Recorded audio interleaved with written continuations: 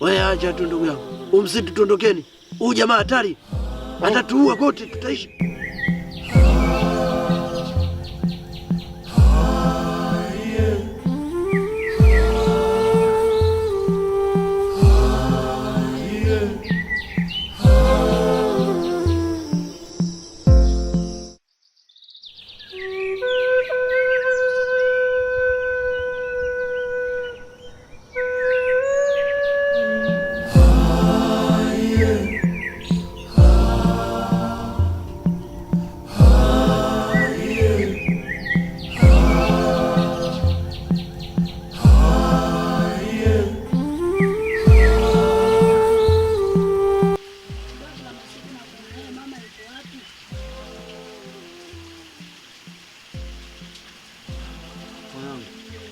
Ni story ndefu sana kuhusu mama yako. Ni story ndefu sana. Na umenikumbusha mbali, umenigusa kwenye moyo wangu. Hivi. Yaani nikwambie kitu mume wangu. Yaani kwa maarufu wewe uliokuwa nao, tukiutendea haki tunaweza tukapata pesa. Kwa njia gani tena mke wangu tutendea? Yaani mimi na vyo vyangu nikikupa. Ukakichukua ukakipeleka kijijini, mapolini huko. Utapata hela sana. Ukikiweka huko yani kila mtu akija kanashangaa kama maonesho fulani. Kio.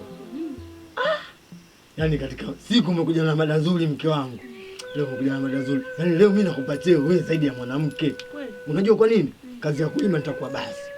Mimi mwenyewe sija kukiona kio. Ina maana iko kio tunaweza tukaenda kukika kwenye gogo kubwa, tukajifanya kama mzimu. Ni kwamba watu wakija kujiona pale wanaacha pesa. Kwa hiyo mimi kulima tena basi mke wangu. Yaani mke wangu leo mimi nakupa. Yaani mimi ndio maana nakuitaga Malikia. Unajua kwa nini nakuitaga Malikia? Una akili. Malikia siku zote ana akili. Bwana tumeuiza. Mke wangu tumeuiza. Sasa sikiliza. Hizo hizi ulianza kesho. Sawa ina shida. Na mimi hapa naamini. Nikiwaambia kitu wananisikiliza. Kwa hiyo hawa sisi tutapata pesa kupitia wao wananiamini mimi. Mimi nitaambia hata hapa cha msingi isiwe haraka. Hapa cha msingi mke wangu kileta kioo, mimi nitatoweka hapa labda mwezi nitajifanya nimepotea kwenye mizimu, nikirudi ndio nimerudi na iko kioo, si ndio? Si ndio?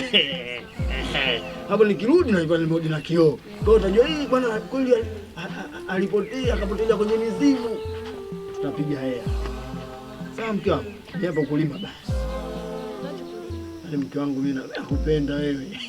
Ndio cheo chako wewe zaidi ya mwanamke. Tumemaliza mke wangu. Hapa sasa tutendee kazi. Kwanza kesho. Kapige mke wangu. Mimi nitapotea hapa, mimi nitatoweka, sawa? Mimi nitakwambia pa kwenda, ila nitatoweka. Kapige mke wangu. Mimi ngoja niende huko nikahangaike. Nakupenda mwenzio wewe.